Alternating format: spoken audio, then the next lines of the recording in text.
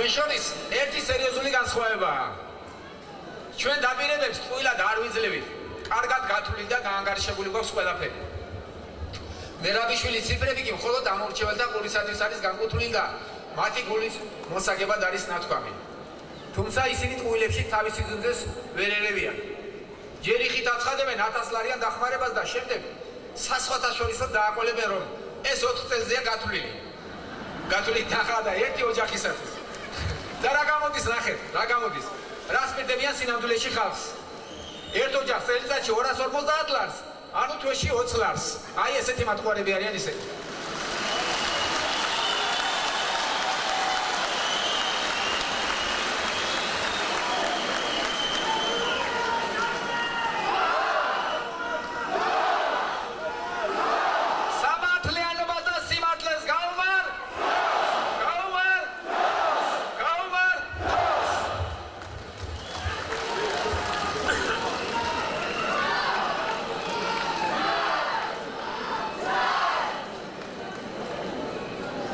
მოსათხოვებლად ისიც კი იგადრეს, რომ დასაქმების სამინისტრო შექმნის. სამინისტრო შექმნის, რომ სამუშაო ადგილები არ იქნება, ეს მათ ზუსტად იციან. სამუშაო ადგილებს ბიზნესი ქმნის, ჯანსაღი ბიზნეს გარემო. არა და სწორედ ეს მოსპოდა გაანადგურა სააკაშვილმა და მისმა ხელისუფლებამ, რამაც ხალხის გაღატაკება გამოიწვია. ყველას გვახსოვს ხელისუფლების მიერ დასაქმების კამპანიები. ვითომ უმუშევრობის საკომპენსაციოდ დარიგებული ფული. ტელეკამერების წინ სხვადასხვა საწარმოში ვითომ დასაქმებისათვის პრეზიდენტის მიერ მიყვანილი უმუშევრები. გვახსოვს ლენტების გაუთავებელი ჭრა. ჯერ არ არსებული საწარმოების და დამთავრებელი საავადმყოფების ფონზე. შედეგად მივიღეთ სიღატაკის ზღვარს ქვემოთ დარჩენილი ოფიციალურად დარეგისტრირებული მილიონამდე მოქალაქე და თითქმის ამდენივე ადამიანი, რომელიც ღატაკისათვის განსაზღვრულ შემწეობას ელოდება დღეს.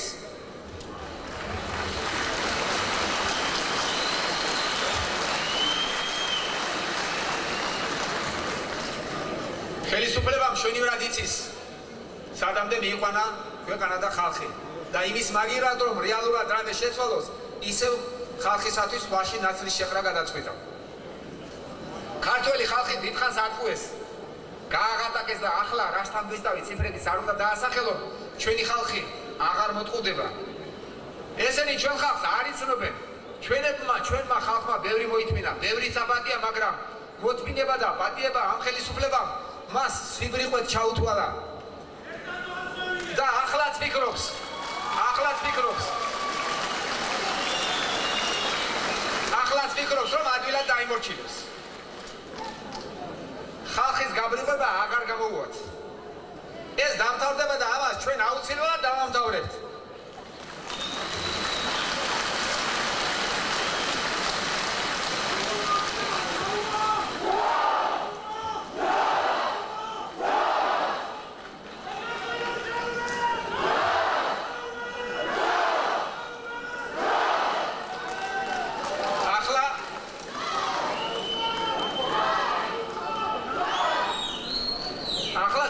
გასაჭის როგორ მოევლება იმას გეტყვით პატიოსნას.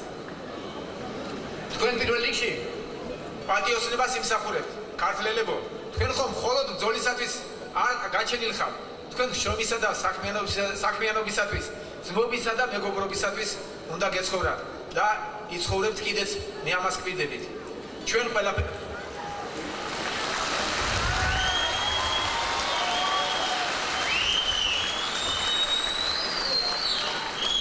ჩვენ ყველაფერი ზედმიწვენით დათვლილი და დაანგარიშებული გვაქვს. ჩვენ ვაცხადებთ, რომ ძლიერი სოფელი ძლიერი ქვეყნის საფუძველია. ქართული ოცნებას დაგეგმილი აქვს აღორძინოს ქართული სოფელი და ამისათვის შექმნას 1 მილიარდიანი ფონდი.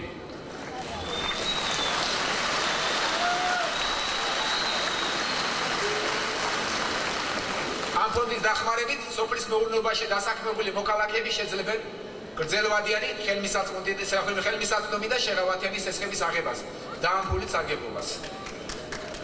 ქართლში მეხილეობის აღორძინებას განსაკუთრებული მნიშვნელობა აქვს. თუმცა მეხილეობის აღორძინება წარმოუდგენელია გასაღების ბაზრების გარეშე. ჩვენი ხელისუფლების უგუნურობამ გლეხი ტრადიციული ბაზრების გარეშე დატოვა და სამწუხაროდ ვერც ახალი ბაზრების გამონახვა მოხერხდა. ჩვენ აუცილებლად ვიზრუნებთ და გამოვნახავთ ბაზარს და გლეხს გაუსახებელი მოსავალი აღარ დარჩება.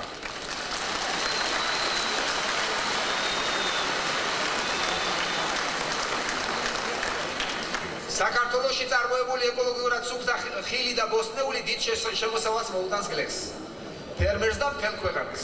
ჩვენ ამას აუცილებლად გავაკეთებთ კვირდებით. სოფლის მეურნეობის აღორძინება ვერ მოხდება კვების მრეწველობისა და გადამამუშავებელი საწარმოების გარეშე.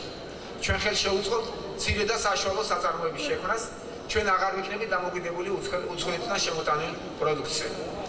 ბაზარში კვლავ დაბრუნდება იაფი და ამავე დროს ხარისხიანი ადგილობრივი ბოსტნეული ხილი და ხორცი.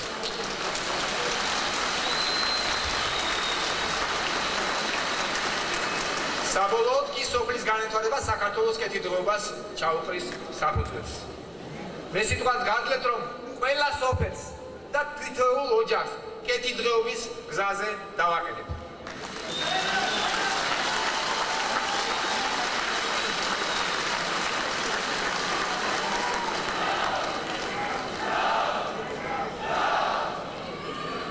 ჩვენი გეგმა თავიდანვე ითვალისწინებს იმას, რომ უნდა შეიქმნას რეალური სამუშაო ადგილები. ასეთი სამუშაო ადგილების რაოდენობა ათეულობით 1000 იქნება. მე გვიძებით, რომ გაუქმდება მონოპოლიური ბიზნესი. ბიზნესისათვის დაწესდება შეღავათები. უსაფრთხო გარემო ექნებათ უცხოურ ინვესტორებს, რაც ხელს შეუწყობს სამუშაო ადგილების შექმნას.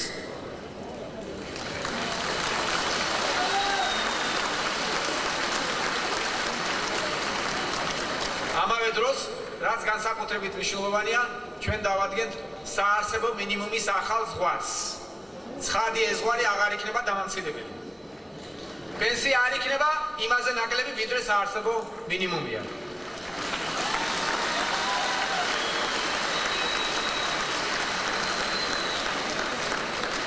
აღარც ერთ ოჯახს აღარ გაუჭირდება შვილებისათვის სახელმძღვანელობის შეძენა და აღარც ბავშვებს დასჭირდებათ სხვა სოფლების სკოლაში მისასვლელად ყოველდღიური მომქართველი გზის გავლა. ყოველ სოფელს თავისი სკოლა ექნება.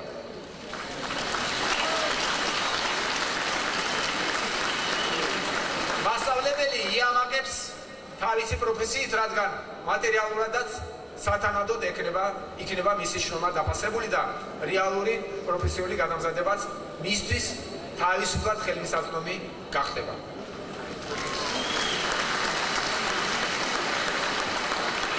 მაგრამ არც ეს კმარა, რათა მშვიდად იცხოვროთ. თქვენი ჯანმრთელობის დაცვაზე ზრუნვა მთავარია ჩვენთვის. ჩვენი ქართული ოცნებისათვის ჯანდაცვის საქმე, რომ 20 წელზე მეტია და ჯანდაცვის საქმე, რომ 20 წელზე მეტია სამწუხაროდ უკან და უკან მიდის, ეს ძალიან კარგად გესმის. ყველამ კარგად იცით ამ ხელისუფლებამ ვითომ ახალი საავადმყოფოები ააშენა, მაგრამ იქ ნისლა და მკურნალობა ისე ძვირი ღირს, პატიოსან კაცს სახკარისპასად ხშირად სახკარისპასად უჯდება. ოპერაცია და წამლებიც ისე გაგვირდა, რომ ჩვეულებრივი ადამიანისათვის მიუწვდომელია. ამიტომ ავადმყოფობა ჩვენი მოსახლეობისათვის, განსაკუთრებით კი პენსიონერებისა და გაჭირვებული ადამიანებისათვის ხშირად სასიკვდილო განაჩენია. ეს უნდა შეწყდეს. ქართული ოცნება ბოლოს მოუღებს ამ უსულგულობას.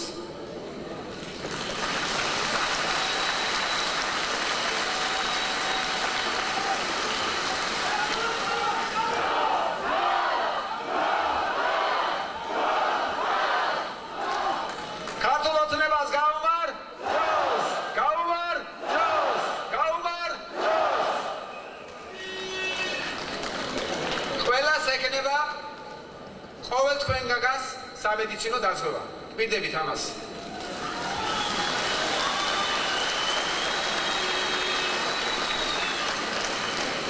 ჩვენ ჯანსაღი, განათლებული, შრომელი, ღირსებით სავსე და ამაყი ხალხის ხელისუფლება უნდა ვიყოთ.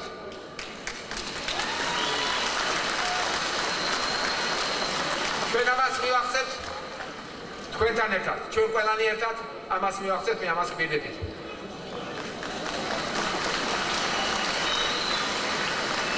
ჩვენს ხელისუფლებას ეცოდინება და არასოდეს დაავიწყდება ადამიანის ფასი. ეცოდინება, რომ ყოველ თქვენგანს, ყოველ ადამიანს თვალის ჩინივით უნდა გაუფრთხილდეს. ჩვენ ყველა დაპირებას შევასრულებთ. იმის სიტყვას მე გაძლევთ.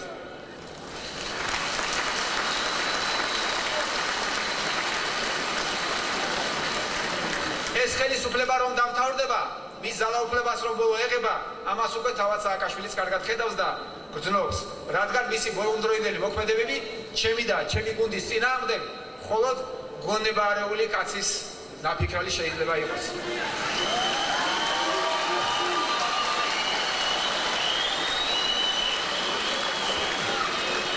სახელმწიფოს მეთაურები ასე არ იქცევიან. ის სანქციები, რომლებსაც სააკაშვილი ჩემ წინააღმდეგ ახორციელებს, ყაჩაღობაა ხალხო.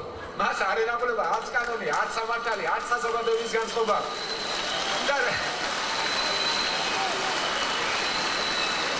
და რაც განსაკუთრებით თვალშისაცემია, აღარ დასავლელი პარტნიორების აზრი აინტერესებს, რასაც ამდენ მეტნაკლებად მაინც უწევდა ანგარიშს. ქართული ჯგუფის დაღადაღებით და ქონების გაყიდვით სააკაშვილმა მთელ საერთაშორისო საზოგადოებას დაანახა როგორ ებრძვის პოლიტიკურ ოპონენტს. ამ ბანკის ჩამორთმევა ვერაფერს ამნებს ჩემს კაპიტალს.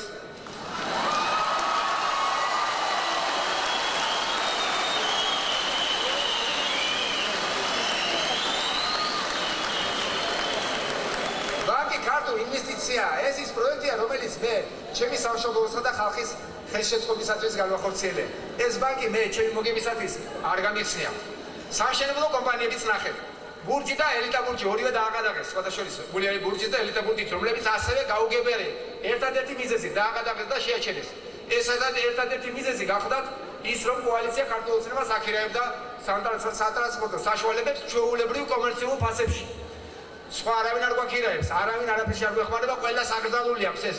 მთელი ბიზნესი ყავს დაშინებული, რომ ჩვენსკენ ხელი არ გაგვიმართოთ, ჩვენ ხელი არ გაგვიმართოთ. სხვა კომპანიები ამას ბედავდნენ, ესენი ბედავდნენ და ესენი შეაჩერეს და დააყადაღეს. ბურჯი და ელიტა ბურჯი ძირითადად სახელმოქმედო ფონდ ქართულს დაკვეთებს ასრულებდნენ. ისინი იძულებული არიან ეს სამუშაოები შეაჩერონ. რამდენიმე მათგანს გავიხსენებ სამუშაოებს, რომლებიც შეაჩერეს მათ ხელმოქმედების. უნიკალური საკონცერტო დარბაზი, რომელიც შევდებოდა ურეკში, ეს სამუშაო შეაჩერეს, ამათ მოახერხეს ამით, აი ამ გაჩერებით. რეგბის რამოდენიმე სტადიონს ვაშენებდით ერთდროულად და ამის შეჩერებაც მოისურვეს. ოპერის თეატრის კაპიტალური რემონტი მიმდინარეობს და ამის გაჩერებაც მოისურვეს. აკვარიუმს, უნიკალურ აკვარიუმს ვაშენებდით ბათუმში, ესეც აღარ აინტერესებს. აკაკი ხორავას სახელობის თეატრს ვარემონტებდით, ამის გაჩერებაც. მოკლედ, ამისთვის აღარაფერს აღარ აქვს მნიშვნელობა, ოღონდაც როგორმე ივანიშვილი შეაჩეროთ და ქართული ოცნება. არაფერი მეტი აღარ აინტერესებს.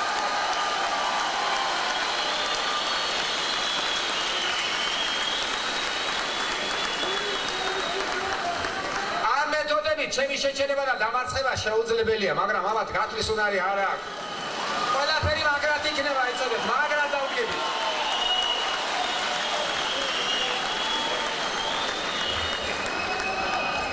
ჩვენი ერთად ყოფნი, ჩვენი დამარცხება შეუძლებელია, ჩვენ ვერავინ ვერ გაგვაჩერებს. სულ ტყუილია, სულ ფუჭია მათი მცდელობები.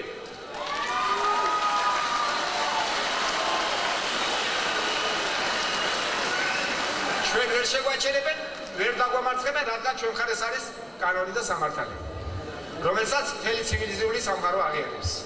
სააკაშვილს ყველა თავისნაირი გონია. ფიქრობს, რომ პოლიტიკოსის თავარი კაპიტალი ფულია. ჩემი კაპიტალი, რომელიც დღე იზრდება, თქვენი ნდობა.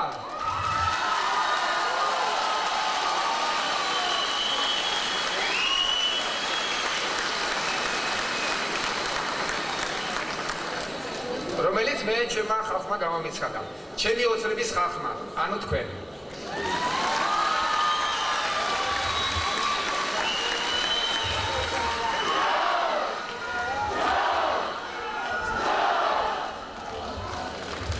სწორედ ამ ბრძოლაში აუცილებლად დამარცხდება სააკაშვილი. ჩვენ გავემარჯვებთ და სამართლიანობა აუცილებლად აღსდგება. ვერაფერსაც ვერ დავაგლებენ.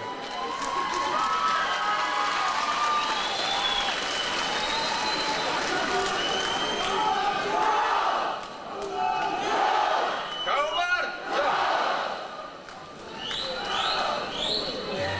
სხვათა შორის, დღეს სხვადასხვა ბანკის ცესვის გამო, მაინც შევეხები ასობით 1000 ჩვენს თანამემამულეს სიღადაგე და სახლებიდან გამოყრება.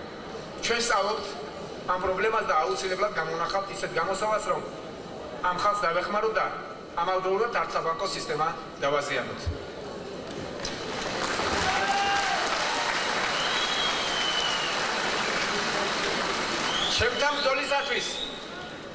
ჩვენთან ბრძოლისათვის, საკუთარ ხალხთან ბრძოლისათვის უკან აღარაფერზე იხევენ.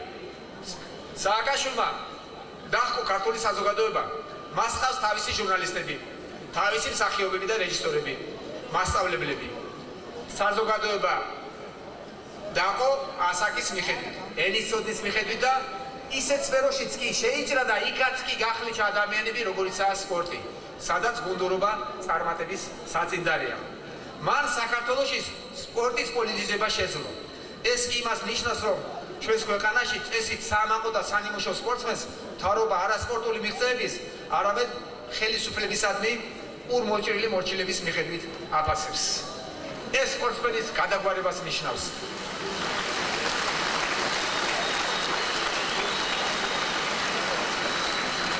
ცნობილია, რომ პოლიტიკური ოპონენტებისა და ხელისუფლებით უკმაყოფილო მოქალაქეების დასაშინებლად და დასაჩაგრავად დასაჯელად სწორედ ჯანმრთელობით გამორჩეული სპორტსმენებისაგან ქმნიან სამარცხვინო რაზმებს. თანაც ისიც ცნობილია, რომ ეს რაზმები დაუნდობლად სწორედ ხელისუფლების მიმართ კრიტიკულად განწყობილ სპორტსმენებს უსწორდებიან. რასაც არ უნდა პირდებოდეს თავის მორჩილ სპორტსმენებს ეს ხელისუფლება, ჩვენ მათ მხოლოდ სამართლიან კანონს პირდებით და არავითარ შემთხვევაში შურისძიებას. ჩემო ძმებო და ჩემო შვილებო, ნუ ჩაიდებთ უპატიებო დანაშაულს. სამარცხვინოა, რომ 21 საუკუნეში საქართველოს ხელისუფლებამ შექმნა ჯგუფები, რომლებსაც ხალხმა ფაშისტური სპეცდანიშნულების ქვედანაყოფის სახელი ზონდერ ბრიგადები უწოდა. კიდევ უფრო სამარცხვინოა ის, რომ მათი ხელმძღვანელი საქართველოს პარლამენტის წევრია. ჩვენ გავათავისუფლებთ ამ ქვეყანას ამ სამარცხვინო სენისაგან. ჩვენ მოსწონთ დაპირისპირებას საზოგადოებაში.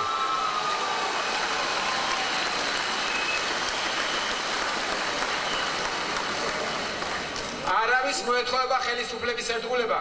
ყველანი ჩვენი სამშობლოს, საქართველოს ერთგული უნდა ვიყოთ.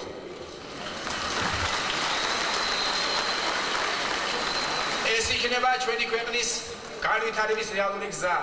ეს არის გზა ცივილიზაციისაკენ. ჩვენ ერთხელ და სამუდამოდ დავამთავრებთ დაპირისპირებას. ქვეყანა აღარ იქნება დაყოფილი ხელისუფლების უტეხ მომხრეებად და შეუპოვარ მოწინააღმდეგებად. ჩვენ საერთო ქვეყანას ავაშენებთ, სადაც ცხარეთ, მაგრამ ცივილიზებურად ვიკამათებთ ქვეყნისათვის საჭიროებო საკითხებზე, მაგრამ აღარასოდეს დაუპირისპირდებით ერთმანეთს ძალით.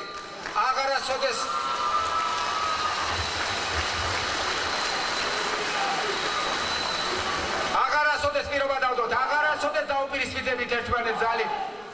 აღარასოდეს გავახარეთ საქართველოს დანაწევრებისა და შინააშლობის მოსურნეს.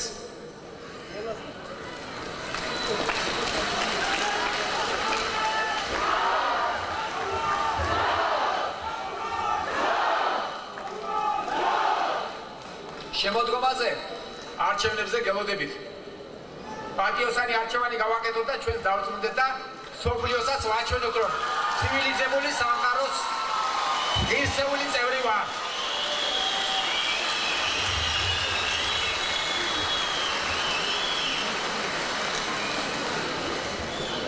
ჩვენ გავემარჯვებთ. საქართველო გაიმარჯვებს. ჩვენი ხალხი, ჩვენი ქართული ოცნება გაიმარჯვებს. მეგპირდებით, რომ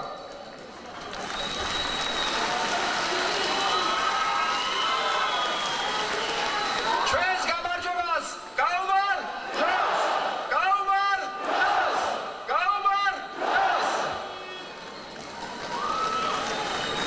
მეგპირდებით, რომ თქვენთან ერთად ვიბრძოლებთ და არჩევნებით შევცვლით ამ ხელისუფლებას.